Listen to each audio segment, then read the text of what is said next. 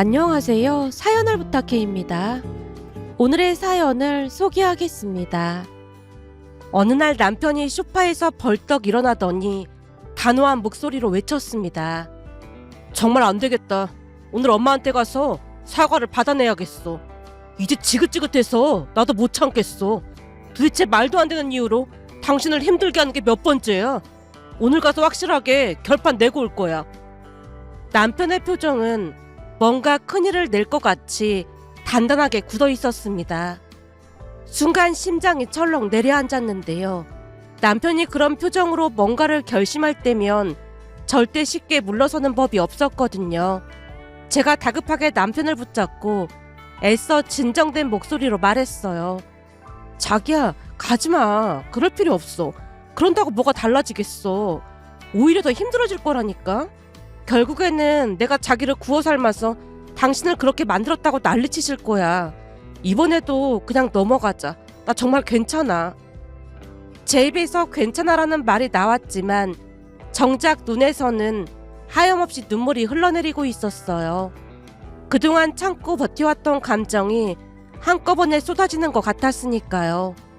그 모습을 본 남편이 깊은 한숨을 내쉬며 고개를 절레절레 흔들었어요. 자기한테는 진짜 할 말 없어. 미안해. 그렇게 짧은 말을 남기고 단번에 현관문을 열고 나가버렸습니다. 정신을 차리고 재빨리 따라가려 했지만 남편은 이미 빠른 걸음으로 사라지고 없었어요. 마치 단단한 벽을 마주한 듯한 기분이었다고 해야 할까요? 그날따라 무슨 일이 벌어질 것만 같았거든요. 남편이 나가고 난 뒤 소파에 앉아 불안한 마음을 애써 가라앉히려 했지만 쉽지 않았습니다. 손에 힘이 빠져 차가운 물컵을 쥐고도 마시지 못한 채 멍하니 시계를 바라보고 있었는데요. 시댁까지는 차로 30분 거리였고 침묵 속에서 다시 시계를 봤을 때는 남편이 나간 지 1시간이 다 되어가고 있었습니다. 괜찮을까? 괜히 갔다가 더 큰 싸움이 나는 건 아닐까? 걱정이 머릿속을 가득 채우고 있던 그때 침묵을 깨고 휴대폰 소리가 요란하게 울렸어요. 휴대폰 화면을 보니 남편이었습니다. 심장이 철렁 내려앉은 채 급히 전화를 받았어요. 자기야. 수화기 넘어 들려온 남편의 목소리는 평소와 달리 역시나 심각했습니다. 지수야, 내가 하는 말 잘 들어. 순간적으로 등줄기가 서늘해졌기에 떨리는 손으로 겨우 휴대폰을 들고 있었는데요. 내가 본가에 와서 보니까 아버지는 안 계시고 엄마 혼자 계시더라고. 그래서 엄마한테 너 좀 그만 괴롭히라고, 대체 언제까지 이렇게 괴롭힐 거냐고 따졌거든. 남편 말에 따르면 본가에 가자마자 시어머니께 따져 물었다네요. 엄마, 내가 제명에 못 사는 걸 보고 싶어요? 제발 그만 좀 하세요. 내가 뭘 어쨌다고 난리야. 이제는 하다하다 지수 카톡 프로필 사진까지 검사하시는 거예요? 지수가 뭔 사진을 올리던 엄마가 그걸 왜 상관하냐고요. 내가 괜히 그러는 줄 알아? 내가 보니까 요즘 지수 걔가 이상하더라니까. 이상하긴 뭐가 이상하다는 거예요. 갑자기 카톡 사진을 혼자 찍은 사진으로 바꿨잖아. 그게 다 땀만 먹고 그러는 거라니까. 결혼했으면 남편이랑 찍은 사진을 올려야지. 왜 딸랑 지 혼자 있는 사진을 올려? 그게 땀만 먹고 그런 게 아니고 뭐겠어. 어른이 지적하면 네 알겠습니다 하고 넘기면 될 것을 뭘 잘했다고 토를 달고 분란을 일으키는 거야. 내가 보니까 걔가 남자들한테 꼬리치려고 그러는 거라니까. 저번에 보니까 그 회사에 남직원들이 엄청 많던데 작정하고 그런 거 아니겠어? 시어머님 입에서 차마 입에 담지도 못할 말들이 새어나왔기에 결국 남편도 참지 못한 채 미친 사람처럼 소리를 질러댄 모양이었습니다. 상황을 설명하던 남편이 잠시 말을 멈췄는데요. 긴 한숨을 내쉬고는 다시 말을 꺼냈어요. 근데 말다툼을 하다가 엄마도 이성을 잃은 것 같아. 지금 문을 박차고 나갔거든? 문을 박차고 나가셨다니. 그럼 설마 여기로 오고 계신단 말이야? 내가 바로 따라 내려갔는데 엄마가 나를 밀쳐버리고는 순식간에 차를 타고 거기로 갔어. 지금 더 큰 문제는 엄마가 내 차키까지 가지고 갔다는 거야. 당신 차키를 가지고 갔다니. 놀란 목소리로 되물었더니 남편이 기가 막힌 이야기를 꺼냈어요. 정신없이 본가에 들어가자마자 들고 있던 차키를 현관 신발장 위에 올려뒀거든. 남편 말을 들으며 저도 모르게 한숨을 내쉬고 말았는데요. 남편의 오래된 습관 중 하나가 집에 들어오면 차키를 항상 현관 입구 탁자 위에 올려놓는 거였어요. 들어보니 시어머님 성격이 워낙 예민하다 보니 물건의 위치를 정해놓고 그곳에만 놓고 사용하도록 강요했다고 했습니다.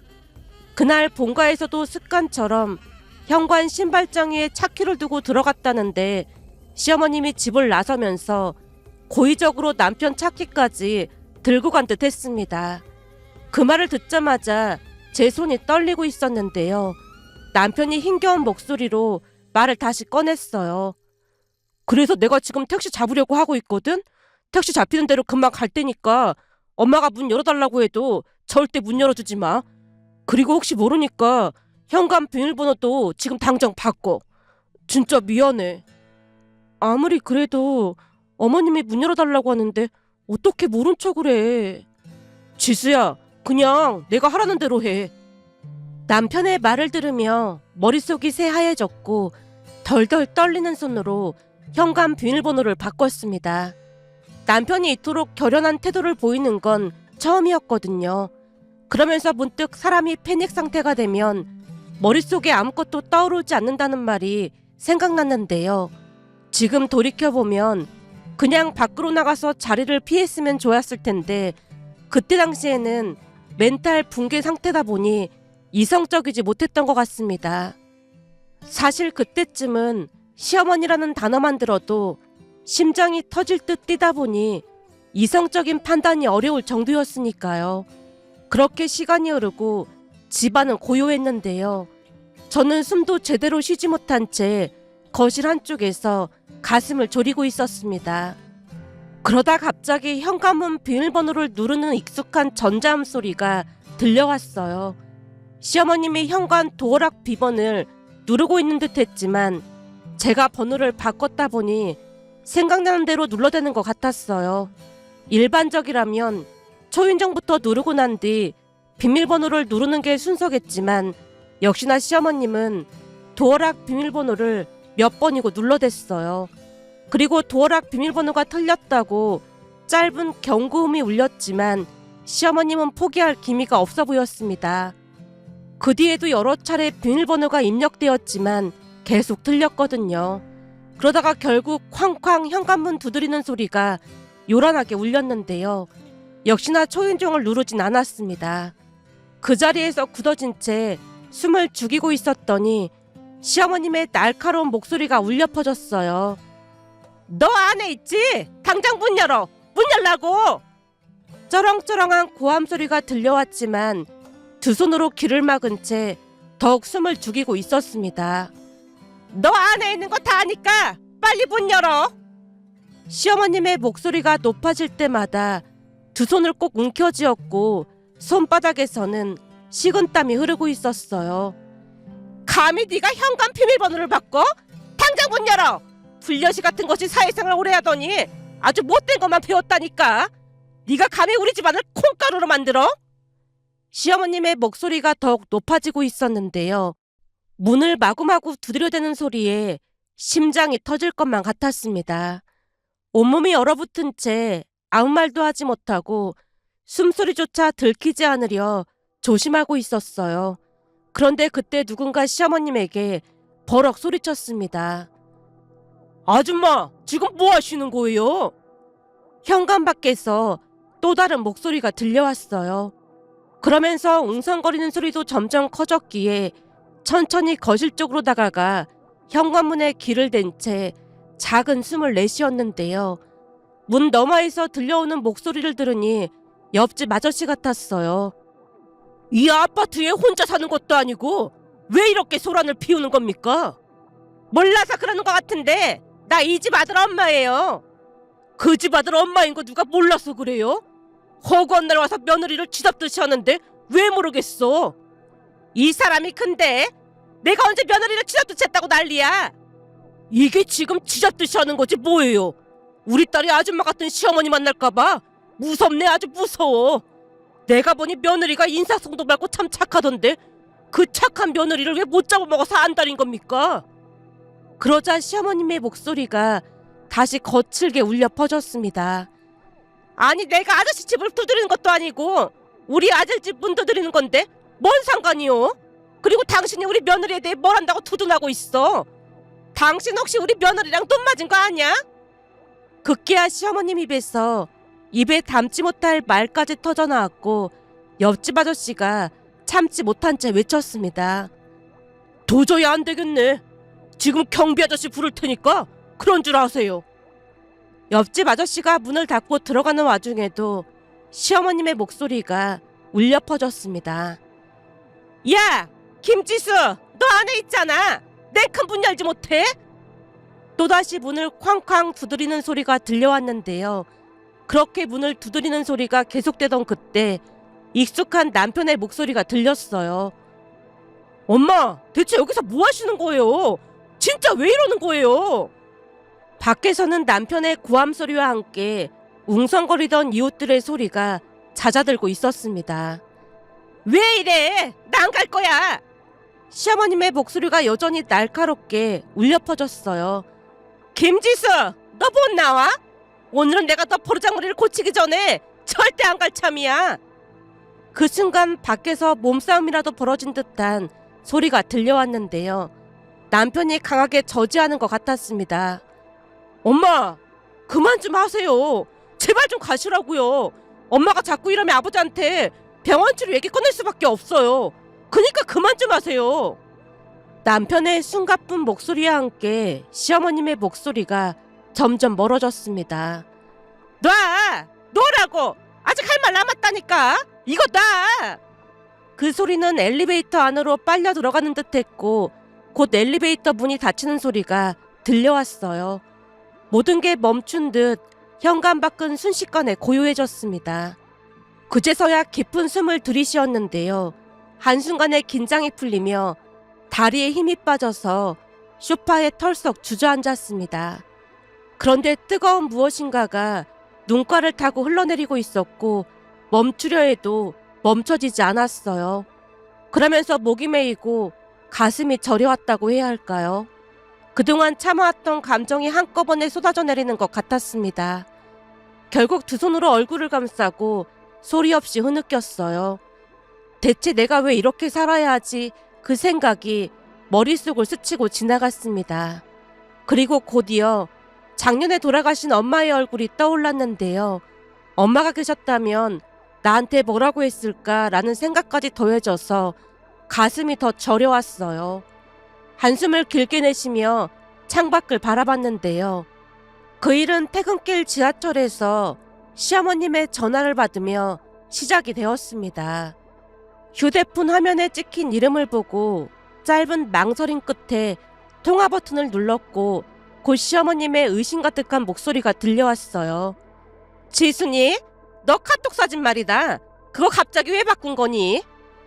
예상치 못한 질문에 잠시 멍해졌다가 이내 조용히 답했어요. 아, 그거요? 이제 결혼한 지도 1년이 넘었고 계속 웨딩 사진을 올려주는 것도 좀 이상해서요. 근데 그건 왜 물어보시는 거예요? 그때까지는 그냥 평범한 대화라고 생각했는데 시어머님의 다음 말이 뜻밖이었습니다. 우리 이용호랑 찍은 사진으로 당장 바꿔라. 유부녀가 말이야. 너 혼자 있는 독사진을 올려두는 게 말이나 되는 소리야? 설마 결혼하는 처녀 행사하려고 그러는 거니? 그 말에 심장이 덜컥 내려앉았는데요. 그때까지도 시어머님이 무슨 의도로 그런 말을 하는 것인지 납득이 가지 않았거든요. 결국 제 목소리가 조금 날카로워졌어요. 어머님, 그게 무슨 말씀이세요? 무슨 말이긴 뭐가 무슨 말이야. 결혼식 날 보니까 너네 회사에 남직원들이 엄청 많길래 우리 아들이 걱정돼서 하는 소리지. 그러니까 카톡 사진 당장 결혼 사진으로 바꿔라. 그럼 설마 제가 바람이라도 피울까봐 사진을 바꾸라는 거예요? 너도 나중에 애 낳아서 키워봐. 하루하루가 바늘방석이지. 그러니까 이번 참에 결혼식 날 같이 찍은 가족 사진으로 하는 건 어떻겠니? 사진은 제가 알아서 하겠습니다. 너 지금 내 말 무시하는 거니? 시어머님의 목소리가 단번에 높아졌습니다. 무시하는 게 아니라 그런 부분까지 상관하는 건 아닌 것 같아서 잘못됐다고 말씀드리는 겁니다. 어른한테 그게 무슨 말버릇이니? 네가 걱정돼서 하는 소린데 그게 어른한테 할 소리야? 이래서 가정교육이 중요하다니까. 그 말에 더 이상 참지 못한 채 외쳤어요. 어머님, 제 일거수일투족을 다 감시하시는 거 너무 불쾌해요. 지금 한두 번이 아니잖아요. 그러자 시어머님이 어이없다는 듯 되물었습니다. 한두 번이 아니라니? 내가 언제 그랬다고 그래? 순간 머릿속이 뜨겁게 달아올랐고 이를 악물고 꾹 참고 있던 말을 터뜨렸습니다. 엄마 기일이 다가와서 엄마랑 찍은 사진으로 했더니 어머님이 죽은 사람 사진으로 하는 거 아니라고 하셨잖아요. 그게 말이 된다고 생각하세요? 그것뿐만이 아니라 사진 바꿀 때마다 확인하고 전화하고 계시잖아요. 제발 그만 좀 하세요. 그곳이 지하철 아니었음에도 목소리를 높이고 말았는데요. 다행히 문이 열렸기에 급히 내렸습니다. 그리고 이를 악물고 다시 말을 이어갔습니다. 그동안은 계속 참았지만 더 이상은 못 참겠어요. 그러니까 그만 좀 하세요. 그리고 집 비밀번호 누르고 들어오시는 것도 그만하셨으면 좋겠어요. 이왕 말을 꺼낸 김에 그 말까지 덧붙였는데요. 시어머님이 비밀번호를 알려줄 때까지 우리 부부를 지속적으로 힘들게 해서 어쩔 수 없이 알려드렸더니 예고도 없이 수시로 집에 들어왔습니다. 한 번은 주말에 잠을 자고 있었는데 아침 7시에 안방문을 벌컥 열고 들어와서 우리들 다 화들짝 놀란 적도 있었습니다. 그러다 보니 그날은 제가 다 쏟아냈고 제 말 듣던 시어머님이 격앙된 목소리로 반격했습니다. 네가 부모가 없어서 잘 모르나 본데 원래가 부모는 자식들 일에 걱정이 많은 거야. 어머님, 진짜 너무하세요. 제가 일방적으로 전화를 뚝 끊어버렸습니다.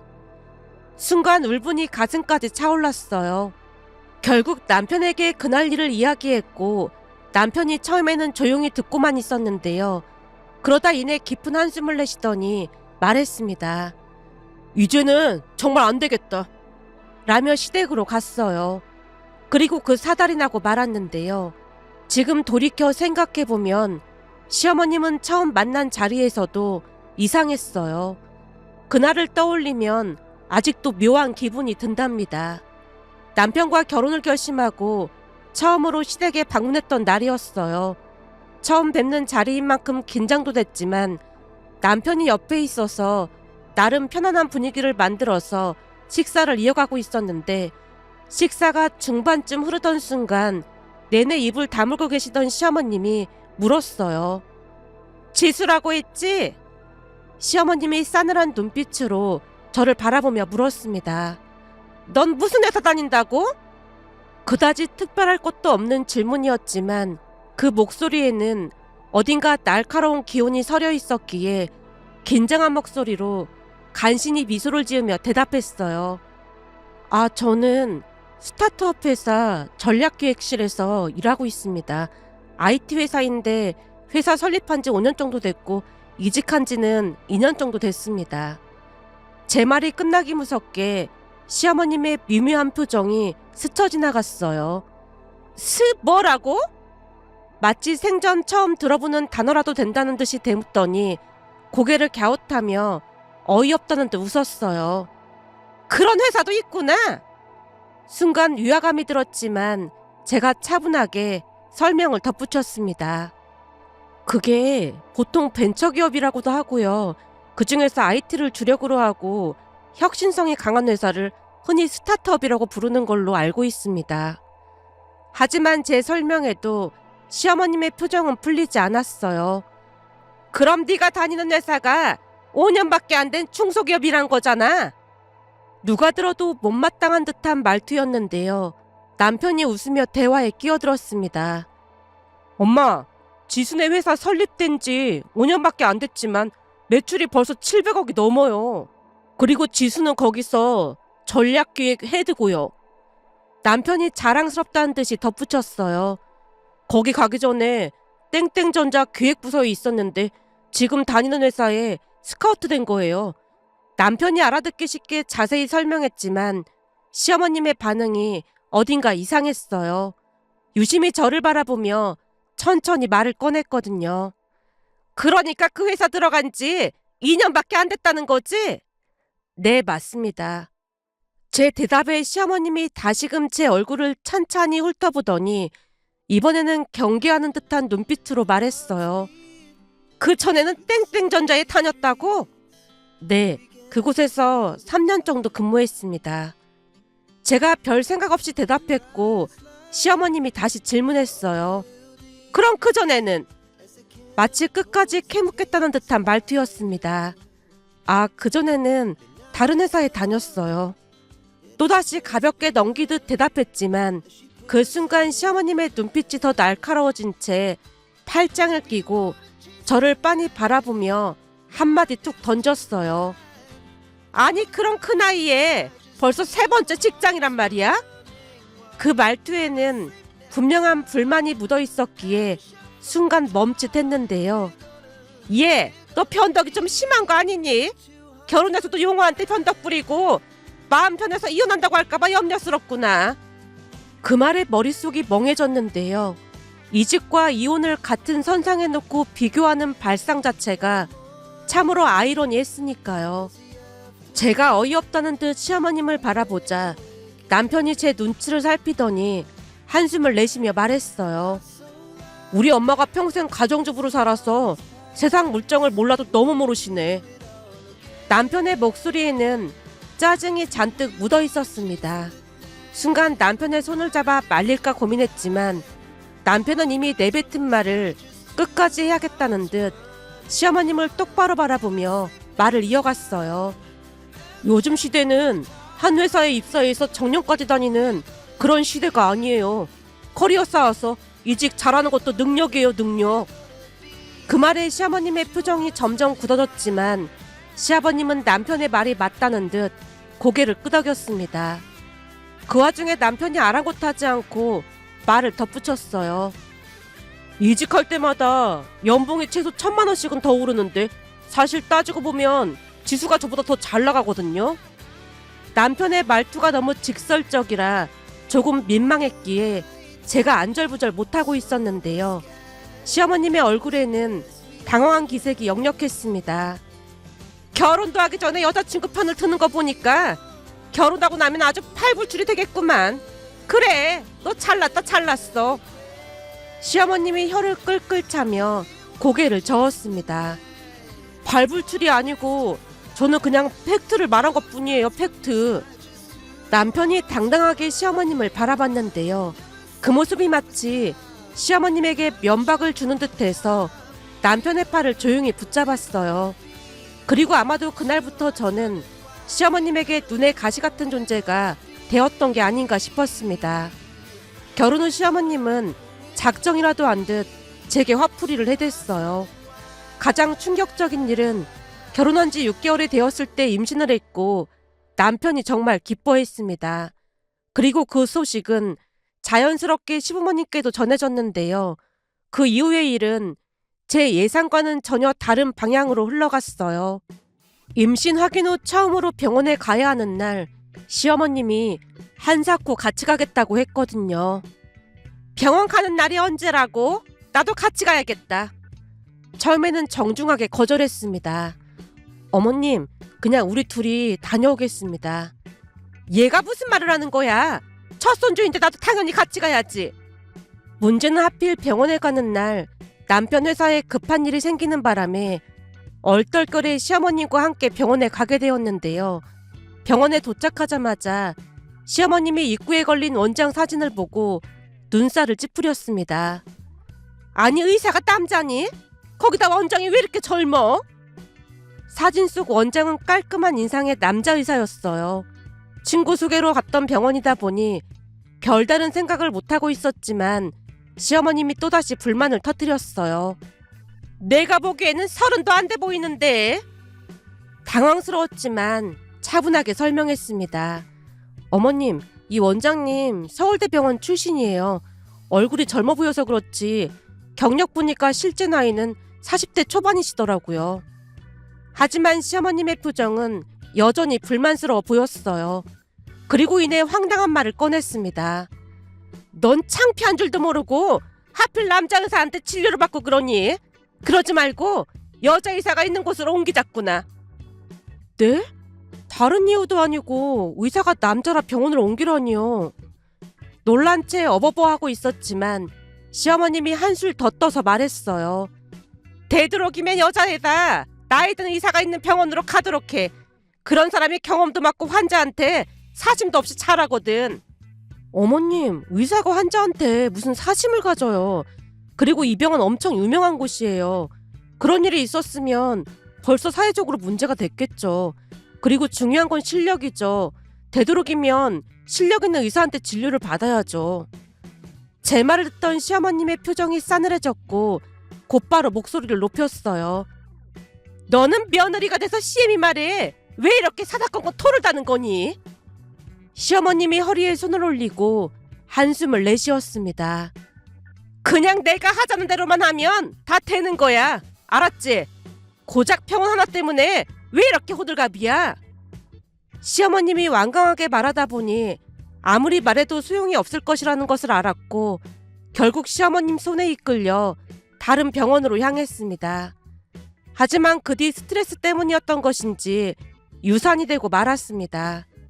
시간이 지나면서 그때 시어머님이 병원을 옮기자고 했던 이유가 더 뚜렷해졌는데요. 혹시라도 제가 의사랑 바람이 날 수도 있다는 말도 안 되는 상상을 했던 것 같았어요.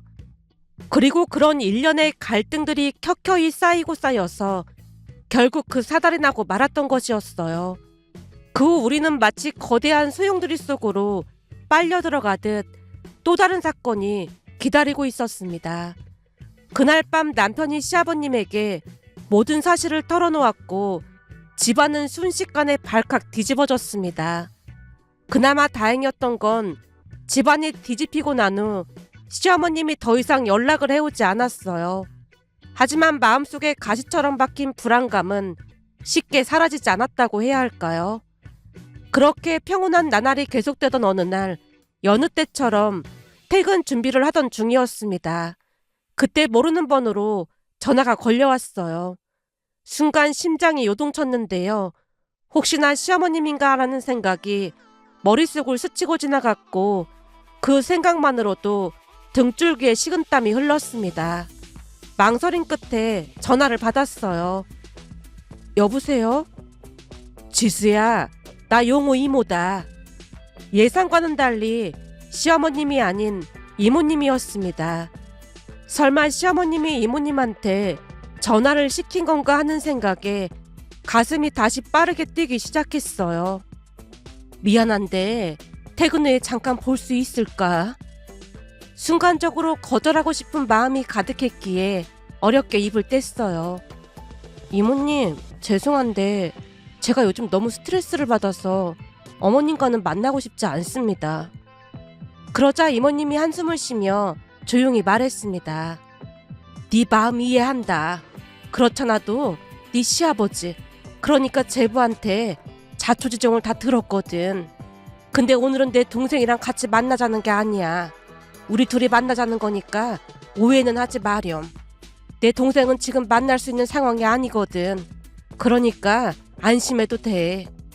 그때 당시에는 그 말이 무슨 의미인지 단번에 이해하지 못했고 시어머님이 나오지 않는다는 말에 그날 저녁 만나기로 한 약속 장소로 향했습니다. 이모님이 이미 창가 자리에 앉아 계셨는데요. 저를 보자마자 피곤한 미소를 지으셨어요. 왔니? 어서 앉아라. 제가 조심스럽게 자리에 앉자 이모님이 한숨을 쉬며 테이블을 톡톡 두드리더니 미리 정해둔 듯한 말을 건넸습니다. 제부한테 들어보니까 지수가 회를 좋아한다고 해서 여기로 정했는데 괜찮지? 예상치 못한 말에 순간 당황했지만 가볍게 고개를 끄덕였어요. 아, 네, 감사합니다. 회는 내가 이미 시켜놨으니까 우선 얘기부터 할까? 혹시 술도 좀 마시니? 많이는 아니지만 조금은 마십니다. 그럼 나랑 소주 한 병만 마실까? 맨정신에는 도무지 입이 떨어지지 않아서 말이야. 그 말을 들으며 이모님이 부른 이유가 심상치 않다는 걸 깨달았습니다. 잠시 후 소주 한 병이 나오자마자 이모님이 말없이 잔을 채운 뒤 빈속에 단숨에 들이켰어요. 그리고 이내 얼굴을 찡그리며 입을 뗐습니다. 오늘따라 소주가 더 쓰네. 이모님이 한숨을 내쉬며 제 잔에도 소주를 따랐고 술을 한 모금 넘기자 목을 타고 내려가는 소주 탓에 속이 아렸습니다. 그렇게 잠시 침묵이 흐른 뒤 이모님이 힘겹게 입을 열었어요. 전에도 내가 한번 말한 적이 있지만 내 동생이랑 나랑 나이 차이가 10살이나 나잖니? 제가 가만히 고개를 끄덕였습니다. 네, 어머님이 늦둥이라고 하셨어요. 제 말에 이모님이 쓴웃음을 지었습니다. 늦둥이? 그렇구나. 늦둥이는 맞구나. 근데 사실은 경옥이랑 나는 아버지가 달라. 순간 술잔을 들고 있던 손을 멈췄는데요. 네? 그게 무슨 말씀이세요? 이모님의 표정을 바라보며 제대로 들은 게 맞는지 자세히 되묻고 싶었지만 이미 이모님의 눈빛은 먼 과거를 회상하는 듯해 보였습니다. 그리고 이내 충격적인 이야기를 듣게 되었어요. 말 그대로야. 보통 다른 집들은 아버지가 문제를 일으켜서 집안이 풍비박산이 나곤 하잖니. 근데 우리 집은 그 반대였다. 어머니란 사람이 허구한 날 문제를 일으키고 다녔거든. 이모님의 목소리는 차분했지만 어딘가 씁쓸함이 배어 있었어요. 어머니가 내 친아버지와 결혼한 후 나를 낳고 얼마 지나지 않아서 바람이 나서 집을 나갔어. 그러다가 이 남자 저 남자 만나고 다니다가 내 동생이 태어난 거지. 제가 말없이 이모님을 바라봤지만 차마 입을 뗄 수가 없었어요. 근데 동생 친부가 동생을 키울 수 없다고 했는지 어느 날 어머니란 사람이 동생을 몰래 우리 집에 두고 사라졌어. 달랑 쪽지 한 장 써놓고 말이야. 이모님이 소주를 한 모금 넘기며 쓴웃음을 지었습니다. 아버지가 마음이 여린 분이셨어. 차마 동생을 고아원에 보낼 수 없어서 그냥 키우셨거든. 그러다 내가 고등학교 때 아버지도 돌아가셨고 결국 내가 엄마처럼 동생을 키웠어. 순간 이모님의 눈빛이 흔들렸는데요. 하지만 아무래도 내가 키우다 보니 동생이 결핍이 많았을 거야. 특히 집안 형편이 어려웠던 만큼 고생한 거 생각하면 말로 다 못할 정도였어. 이모님이 잠시 멈춰 숨을 고르더니 지난 날을 떠올리듯 조용히 다시 말을 이어갔습니다. 한 번은 감기 기운이 있는데도 공장에서 일하다가 내가 쓰러진 적이 있어. 그때 폐렴까지 겹쳐서 정말 위험했거든. 혹시나 내가 잘못될까봐 내 동생이 덜덜 떨고 있더라고. 내 손을 잡고 있던 동생 손이 어찌나 떨리던지 불쌍해서 얼마나 많은 눈물을 흘렸는지 모른다. 그 사건 이후로 동생의 마음속에 뭔가 깊이 남아버린 것 같아. 그래도 결혼하고 나서는 괜찮아 보였어. 비록 제부랑 투닥거리긴 해도 잘 살겠거니 하고 안심했는데. 이모님이 저를 바라보며 긴 한숨을 내쉬었습니다. 용구랑 지수가 결혼한 뒤부터 다시 병이 도진 것 같더구나. 제가 얼어붙은 채 물었어요. 병이라니요? 이모님이 무겁게 고개를 끄덕였습니다. 사실은 아주 오래전에 동생이 만나던 남자가 있었거든. 근데 그 남자랑 친한 친구가 눈이 맞아서 결혼했어. 그때 동생이 충격을 받아서 삶을 포기하려고까지 했는데 그 뒤 병원에 입원해서 치료까지 받았거든. 하필 동생한테만 그런 일이 일어났는지 모르겠지만 자꾸만 그러다 보니까 얼굴 예쁜 여자만 보면 바람을 피울 거라고 의심부터 하더라고. 우리 엄마가 얼굴이 참 예뻤거든. 그러다 보니 엄마가 바람나서 집 나간 뒤부터 주변 사람들이 얼굴 예쁘면 얼굴값 한다는 소리를 워낙 자주 하다 보니 동생한테는 그게 트라우마가 됐던 모양이야. 그 동생 친구도 얼굴이 기가 막히게 예뻤거든. 근데 며느리인 너도 얼굴이 좀 예쁘니? 누가 봐도 예쁜 얼굴이다 보니까 결혼식 날 다들 얼굴이 너무 예뻐서 용호가 발 뻗고 잠이나 자겠냐는 소리를 했거든. 다른 사람들이 질투심에 그런 것 같지만 내 동생은 결핍이 있다 보니 그런 걸 그냥 넘기지를 못하더라고. 그 말에 충격에 빠진 채 말을 잇지 못했는데요. 이모님이 멈칫멈칫하더니 저를 보며 덧붙였습니다. 거기다 니들 결혼식 날 말이야. 회사 남자 직원들이 하는 말을 동생이 들어버렸지 뭐니. 우리 회사 직원들이 무슨 말을 했는데요? 기분 나쁘게 생각하지는 말고 나도 같이 들었는데 직원 3명이 모여서는 그렇게 작업 걸어도 안 넘어오더니 나보다 못한 사람이랑 결혼하네. 눈이 낮아도 한참 났네. 이럴 줄 알았으면 더 밀어붙일 걸 그랬어. 라는 말을 하더라고. 그 말에 숨이 턱하고 막혔는데요. 어떤 직원이 말했는지 알 수 있었어요. 이직하자마자 따라다니던 직원이 있었거든요. 제가 당황한 채 어쩔 줄을 몰라 하고 있자 이모님이 다시 술을 마시더니 충격적인 말을 꺼냈습니다. 내 동생이 말이다. 결국 치료받고 있어. 이러다 아들하고 영 끊고 살게 될 수도 있다고 내가 붙잡고 입원을 권유했거든. 그나마 다행인 게 내 말은 듣다 보니 자발적으로 병원에 들어갔어. 본인도 심하다고 느꼈던 것 같아. 그 말에 충격을 받은 채 입을 다물지 못하고 있었는데요. 이모님이 눈물을 훔치며 말을 이어갔습니다. 내 동생 때문에 많이 힘들었지. 정말 미안하구나. 정말 미안해. 내 동생 교육은 내가 잘 시킬 테니까 부디 용우랑만 잘 살아주렴. 내가 이렇게 부탁하마. 동생이 워낙 힘든 삶을 살았다 보니 용우한테 집착을 했던 것도 맞지만 불쌍한 내 동생 조금만 이해해주면 안 되겠니?